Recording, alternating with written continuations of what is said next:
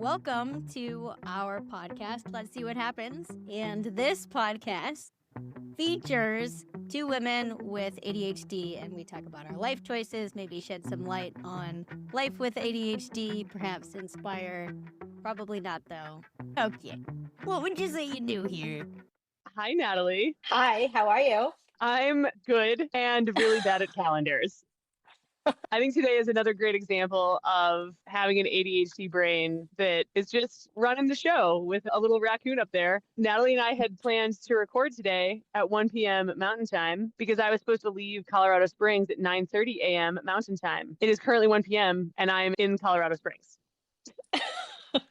So I basically failed at a lot of things. Here we are. That's okay. I appreciate you. I appreciate you. Natalie, should we introduce ourselves again? Yes, you go first. Oh boy. Okay. Hi, listeners, or listener, if you want to probably be accurate about how many people are currently listening to this. Hi, listener. My name's Lauren, and I have time blindness. I'm an adult woman moving through the world with a severe case of time blindness. Okay, to be fair, time is one of those constructs you were like, last time you asked Dude. me about rules and what I hate, time. Yeah.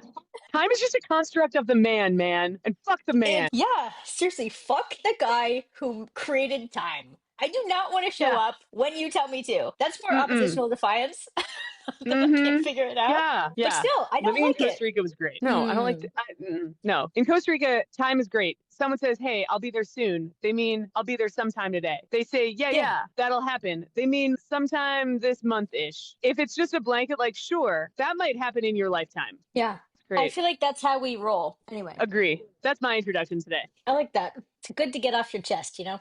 I'm Natalie, and I feel like lately I've been going on this emotional journey of up and down where I kind of feel like I'm stuck in this hole, and then I claw myself out and I have this big cry or emotional thing, and then I'm good for a little bit, and then I'm back in the hole. So I'm in and out of a hole right now, which isn't bad, but I also feel like it helps me shed these extra layers that I don't need. The ones around following time rules, that one, I like gone. this. You're amazing. There's a lot of constructs that lately I've just been like, you know what? I just can't do that. I cannot follow that anymore. You are an inspiration. You just described a situation that sounds objectively really hard and awful. And you were like, but it's good because this is just allowing me to reemerge from the hole a new person. In the hole, I shed layers like a snake, and then I reemerge all brand new and sparkly again. It's amazing. It's true. Every time I come out, I'm like, okay, things are a little bit clearer for me. I'm more myself. But yeah, that shit's hard. Man, you are not incredible. as hard as time blindness.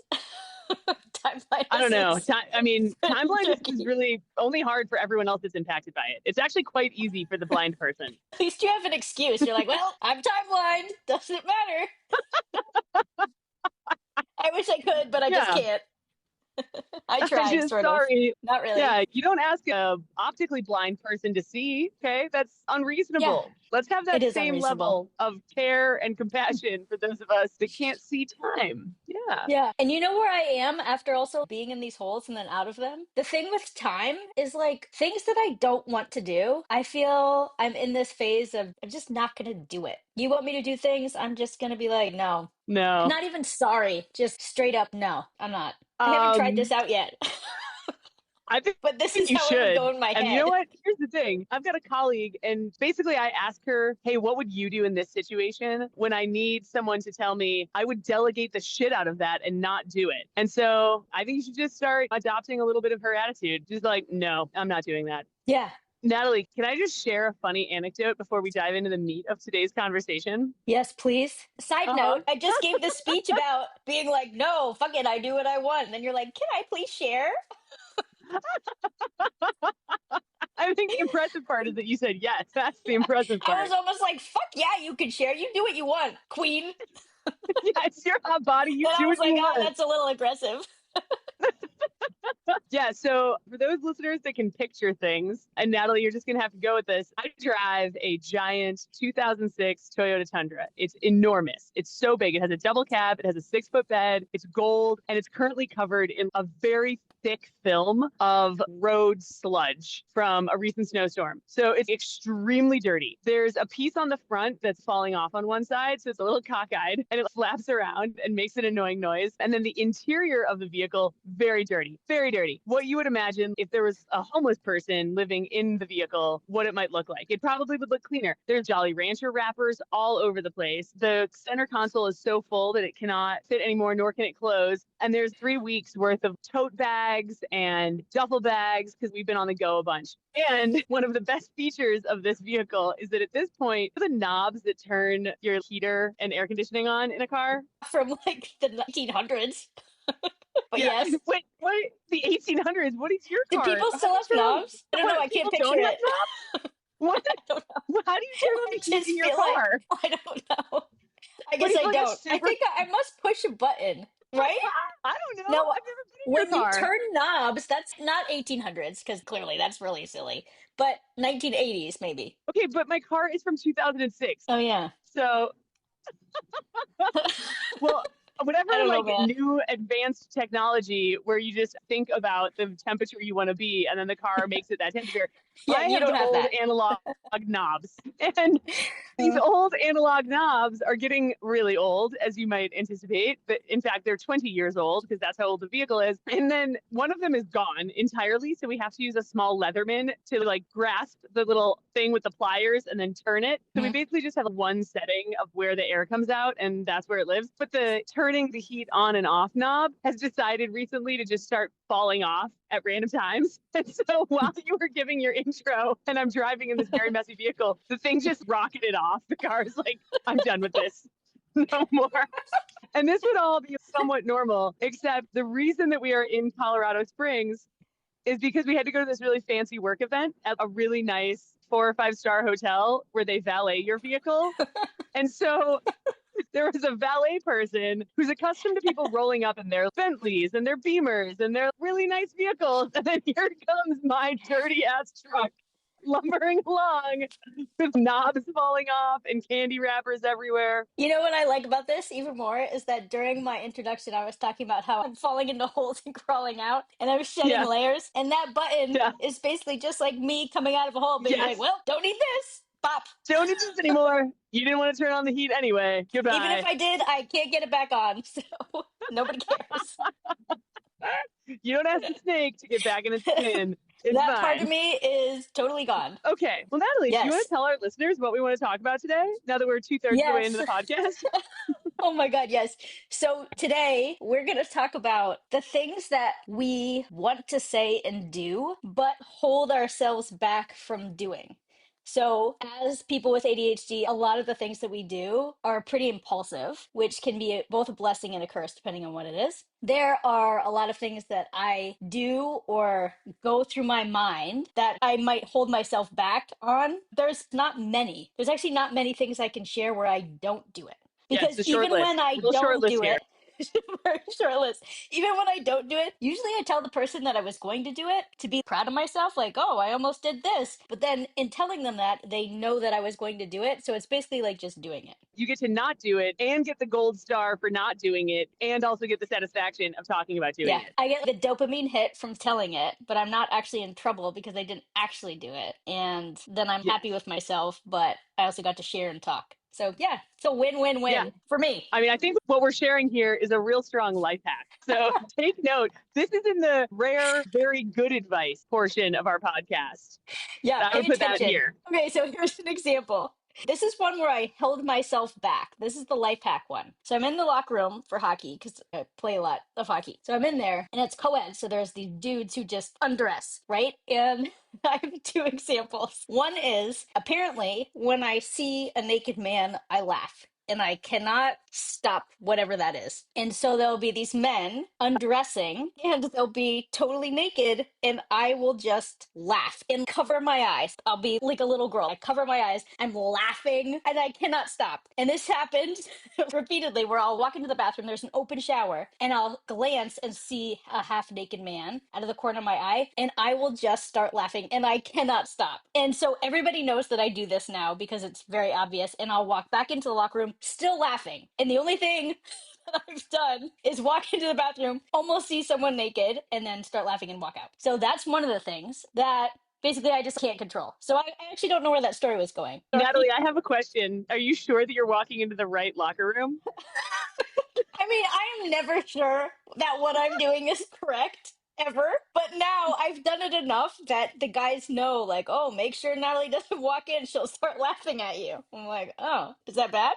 Natalie, Is this helpful? single-handedly undermining the confidence of every male player in the hockey league. It So seems like a that's really good hack if you are on a co-ed hockey league. It's really just cut them it down to the is knees. because there's innately a lot of misogyny just within hockey. There's hardly any women. It's usually just me and maybe one other woman on this team of like 22 dudes. And so for me to be in this locker room and then just laugh every time I see someone naked, which is pretty much all of them after hockey. Yeah, I think I don't know where the story was going, but I feel like it's ending with I'm doing the world a pretty big justice. I think you are. So Thank you, that wasn't Natalie. actually my story. Wait, what were we talking about? Okay, I think we were talking about, oh yeah, things that I don't do, but that I talk about after. Okay, so this is the original story. Wow. So I am looking up in the locker room and I see two of these guys stripped down into their underwear. And in my head, I'm like, oh, nice underwear. Not because they were nice, just because, I don't know, I guess making fun of people is how I socialize. I'm not really sure. So in my head, I'm like, oh, nice underwear. And then I thought about it and I was like, I really want to say that. So then I was like, oh, I almost just told you, hey, nice underwear. And then I decided not to because I felt like that was inappropriate. But then I just said it out loud. So there you go, is basically what I said. And they were both just like, think I'm done here, I guess. So I do things like that all the time. It's kind of like just having a dialogue with yourself, I think, without any filters because it's just you talking to you. You stopped and thought about it and you're like, okay, I'm not going to say it like this. Instead, I'm going to tell them, I'm going to say it like that. I'm going to tell them what I was about to say, but I'm not going to say it. It's I almost still like those maintain, AI summaries, the overview, where they're yes. like, Natalie would have said, here's her bullet points. Oh God, thank God there's not an AI summary of the constant narrative going through my brain. A story that I can share about this is I have learned that I can either not say the thing I want to say or not make the face that I want to make, but I can't not do both. So if you followed that journey of many negatives, let's just say, for example, that we're in a professional setting and Oh, somebody God. says something I think is pretty dumb, or that has already been asked and answered, and it's clear that that person wasn't paying attention, or that like Yeah, who just doesn't pay attention? I mean, come on. yeah, I've never done that. I at least, oh, here we go. This is the good advice part. As an ADHD person, if you're in some sort of professional setting and you're thinking, man, I'm going to say this thing, just for like 1 second, think back. Have I been checked in to this meeting the whole time? Chances are probably no.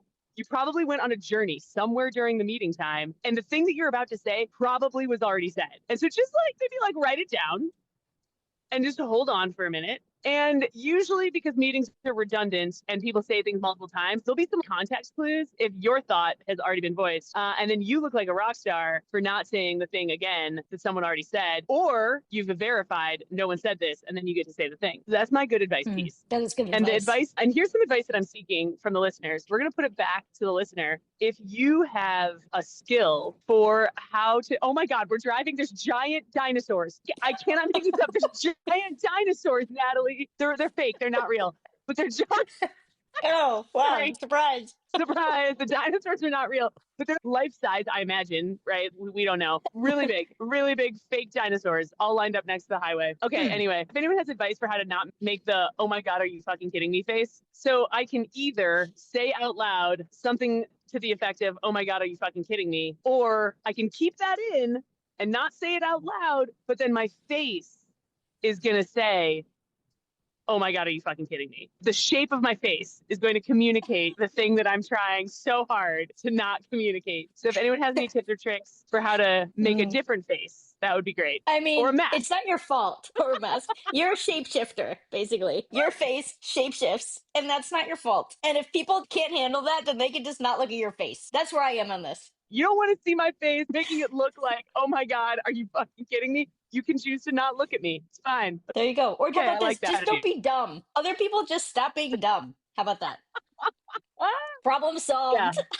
Problem solved. I don't have to worry about making that face, and you don't have to worry about seeing it if you don't say dumb stuff. That's Yeah. great. The other thing is like we could just all not go into professional workplaces, which I'm actually Honestly, I pretty think fond that's a of. much better idea. Yeah, Uh-huh. I really think that's a win-win-win. Yeah, triple win for sure. So my other story with this is not only am I going up and kind of repeatedly telling people how I almost didn't do something, but then within that, the nature of the narrative obviously discloses what I was going to do, so it doesn't matter. I do that all the time. And then the other thing that I do is I love touching people. I don't know if it's a body spatial awareness thing, but when I talk to people, I like to touch them. We're different Yeah, sizes. I'm pretty short. So I need you to look at me or I need to be touching you to know. And usually it's not like a loving touch, it's usually violent or kind of like a hit or maybe like a big hug. It's usually pretty, I don't want to say aggressive, but it's a big thing. It's a thing that I do. So again, I'm coaching hockey, and one of the coaches I coach with, who I don't know very well, and I would say maybe we're friends, but I'm putting that in quotes. I think if you asked him, he'd be like, I know her. And if you asked me, I'd be like, we're friends. So I'm just taking the benefit of the doubt and amazing. being like, we know each other quite well, sort of. Actually, we don't. We don't really know each other very well, but we see each other a lot at the rink. Yeah, Okay, now that there's we a lot of cleared that up, proximity. a lot of me being like, hey, buddy. And he's like, oh, great, super. I'm so glad you're here. Wow, you're here again. So he's there in front of me, and I'm about to go on the ice, and he's bending over to pick up something. I'm assuming like pucks. In my head, I wind up my hand, and I'm about to hit him on the butt, which is, I'm pretty sure, sexual harassment. I don't know why this was Mhm. my first thing that popped into my head to do. I was like, oh, there's a butt. I should hit it. I didn't because I was at least able to be like, that is definitely inappropriate. And you can't go around hitting people's butts. Plus, this guy is already very uncomfortable around me, I think, just for how I am. So that would be sort of like a hard pass. Please get away from me. And I might have a restraining order. So then I Job. walk up Great to job. him. Yes. Okay. Thank you. So then I walk up to him and I can't just keep it in because it was sort of this big thing that just happened to me and I stopped it. Right. And I'm not attracted to him or anything. It was literally just a butt. And I was like, I'm gonna hit that butt. Kind of like Finding Nemo, when Uh-huh. Nemo's like, I'm gonna go touch the butt. And he means boat. Anyways, side note. That was me. So then I go up to him and I'm like, oh my God, I almost just slapped your butt because it was there and I thought it was funny, but I stopped myself. And he just looked at me and he was like, oh. And I was like, so at least I didn't do that. And I'm laughing. And then I was like, oh my God, Nellie, why? Why are you doing this to him, to you, to the world? I don't know what that is. That could just be a me problem, Um, not necessarily ADHD. I don't know. First of all, amazing. Gold star for the part of your brain that intervened. Knew that in that situation it would be socially unacceptable to slap him in the butt. Second, I think Thanks. it makes perfect sense. That whole setup, it would go through my mind as well. Be like, obviously, one possible outcome in this scenario is that there's a cartoon style wind up butt slap. Yes, like a very dramatic butt slap. Yes, yes. Yes, that's what it was. 110%. Not like a Yeah. sexual And one, just like a super funny one. yeah, like if you were a cartoon, you'd windmill your arm around and then you would smack the guy on the butt. I think it's because maybe, And he okay, would fall over. That was also uh, the funnier part in my head. I was imagining him flying through the air. Like Yes, you would launch exactly. him with your Yes. giant cartoon. Okay, that is exactly what I was hoping for when I was impulsively about to slap it. Yeah. See, this I think is just an extension of what we were talking about last time, where I have the hyperphantasia. I think this is just your version of hyperphantasia. You're just moving through the world, imagining all the possible scenarios, and then like coming up with the one that would be the funniest, the most superlative, right? The most extreme, the most Yes, hilarious. that's what it is. And I think it's a real Yeah. shame that there's these social rules and constructs. I mean, okay, you know what? I am going to retract that one because I think in general, it's probably really good that we have those social And constructs nobody because I should think be there's, slapping anybody's butt, yeah, like ever. hey, this is a gold star moment Yes. where I started to say something and then I thought, you know what? If we finish that sentence, that actually goes against how we think people should move through the world. We like definitely don't think that people should be moving through the world in a physically abusive way. So That's true. consent is important, Yeah. people. Yes. Do not hit people's butts, is Yeah, what but I'm like getting at. Yeah. if you're thinking about it, we understand. And gold star to you for not comically hitting people's butts Oh my with your God. giant cartoon hands. With my giant cartoon hands. Yes. I had another story for you. Sometimes there's things that I really want to do. but maybe I don't have the money to do it, or I just shouldn't do that, or now's not the time, whatever. But I really want to do it, so I'll do it anyway. And then I'll try to figure out whatever it is that I logistically need to do afterwards. And this kind of Totally. goes along with wanting to do things and stopping myself. And I guess the point is, I don't really stop myself. This is sort of what I'm concluding, I guess. I kind of do. But in this case, a couple years ago, my friend was like, I'm going to Mexico with my family. You should come. And so I asked my husband, and around that time, he couldn't. So I was like, well, I'm going to go anyway. And I'm just going to book these tickets because I want to go. So I booked Airbnbs in Mexico for this time frame. And I was like, I'm just gonna pay for it. I could always get refunded. And then I'll at least have it so that as we get closer to this, I could be like, I already booked this. All we have to do is get the flights. Super easy. And we'll just go to Mexico. No problem. I forgot that I booked this Airbnb. Totally spaced it. So this maybe was in April. We were going in November and I forgot. And it was Did not see around that coming at all. Wow. yeah. So I booked this at the time and I was like, I'm totally going to make it. I'll convince my husband to do it. It'll be great and it will be so fun. We're going to have a blast in Mexico. Don't worry about it. So at some point over the summer, maybe August or September, she was like, okay, so you should probably start booking your flights. And I was like, for what? And she was like, to come to Mexico. Remember how you booked all the lodging? And I was like, oh, fucking shit. I was like, I never canceled that. I was like, I can't come to Mexico. Can't do that. It's too close. I don't have any way to do that. So then I had to go back and really quickly cancel everything. And luckily I could cancel. I don't think I had to pay anything, but there were like 4 different pieces of lodging that I coordinated, looked up, and booked that, and then just totally forgot about. And then I had to go back like last minute and be like, oh, sorry, I actually can't do this trip at all. Cancel them. I love this. And yeah, all of this makes perfect sense because I'd say more often than not, that past version of you, when current you intersects with the decisions that past you made, 90% of the time you're like, well, thanks, past me. Guess I'll figure it out now. So I think there was like an equal chance that that story could have ended with, and that's how we bought property in Mexico. Exactly. Exactly. Or, if it was just me and I didn't have another person to rely on, I would have been in Mexico. Oh, you bet your ass I would have been there. So I have a sort of similar but opposite version of this, where this kind of goes with the inability of the ADHD brain to complete a task, but the extraordinary, tremendous capability to start a task. So over this last year, my partner Eric and I, we've had to travel quite a lot, and it's been a lot of very intense hot swap travel. Where it's, okay, we're 4 days here, we come back to Denver, we drop a bag at home, pick up another bag, we swap cars, or one person leaves the car in the airport parking lot and texts the other person the location because we're back and forth on flights. It's been insane. You would think most people would probably assume, oh, wow, you guys must have booking travel logistics down to a fucking science. But Nope. Nope. Nope. Instead, I experienced something that I like to call travel logistic roulette, where the extreme version of this is Russian roulette, where you've got, an old timey Where you pistol. die. There's a bullet in there and you might die. This one's like, you've got a bunch of travel apps on your phone and you land at your destination. You're like, did we get a car? Do we need a car?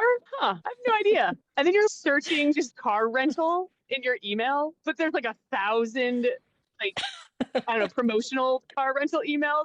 So it's like, truly, did we book accommodations for this thing? Where do we sleep? How do we get there? We're here. So we did that part. And, I think more often than not, we click through the different rounds of that revolver and we're fine. But every now and then we land at a place and it's like, did you book a car? No. Did you book a car? Definitely not. And then we're standing just a lengthy budget car rental line trying to simultaneously book while we are in line, snaking our way through the hellscape of getting a car at an airport. Yeah. And sometimes that kind of intensity feels fun and exciting. And here's another good piece of good advice. I don't know, maybe make a checklist. We haven't done this, but other people could probably utilize a checklist and then be able to be The like, ability okay, for me I'm to traveling. make a checklist is like negative a billion. No. I'm gonna make you a checklist and it's gonna end up with just like a drawing of a pickle. Like, Yeah. Who knows? What was that checklist for? It certainly wasn't for pickles, but that's what you got now. Just this crude drawing of a pickle.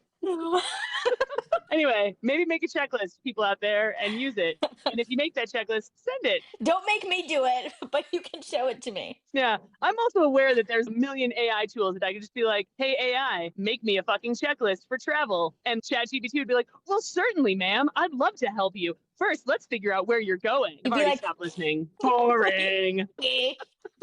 I'm done with this. Teach me how to draw a pickle. So done. Okay, so I think that one of the things with ADHD brain and not being able to kind of hold in my thoughts, what I was thinking about is, wouldn't the world be such a more interesting place if everybody did that? Because I'm sure, so going back to my first story, how when these Wait. guys, Wait, what? if everybody just drew pickles? I guess that would be kind of interesting too for like a minute. But for long term, no, if everyone was able to say what's in their head instead Oh, of yeah, that kind of would be holding it cool. back, right? Like, I'm sure when people see naked men, they want to laugh because it's kind of innately a funny thing, the way it It's is, right? very To funny. me. Yeah. I'm like, It's what is that? extremely What is funny. going on? I just can't not laugh. And that's fine for me. Also, I'm sure when these two dudes just stripped down and are talking in their underwear, I'm sure the other women who were there were probably thinking something about it because it's there, right? Yeah, totally. How could you not? I don't know. Do people not? Do you not? If you see I don't two know. dudes in their underwear just across from you and you look up, there's got to be some sort of thought, right? Yeah, 100%. I also love that you live Yeah. in body positive Vermont where it's just everybody just be naked all the time. This is great. I love this. But This yeah, is very even in a specific nudist colony, I'm to the sure hockey that locker there's room. like, great job. Really progressive. I love this. Meanwhile, I don't get changed at all. I go into the stall. I take it to put on my sweatpants. So conservative. I'm going to take my ski socks off over here so no one can see my feet. But I think that it would be so much funnier if people could just say those things because I know that there's a lot that must go on in people's Yes. brains that they just don't say.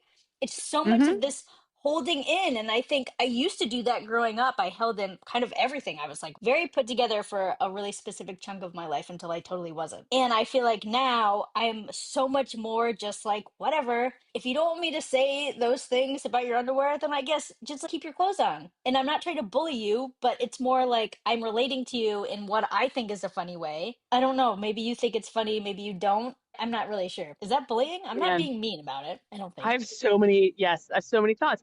One, the thoughts that you're having are funny and you want to get them out into the world, and the world is a better place when more funny things are happening.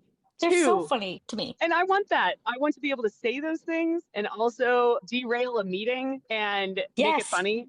Yes, Yes. 100%. Yes. Those meetings are the worst. Oh, God. Worst. And man, there's like lots of opportunities to say funny things in all moments of life, whether Yeah. or not people are taking their clothes off or if that's not even a part of the situation. Sometimes Yeah. like funny things just happen and we want to be able to say them. And talking about how it would be funny if somebody fell over or hit them and they fell over. I don't know why that's funny, but as a cartoon, generally, I Yeah. feel like that's a very funny thing if they don't get Natalie, hurt. there's an entire genre of humor called slapstick humor that just revolves around hitting people with things and making them fall over. It's Okay. funny.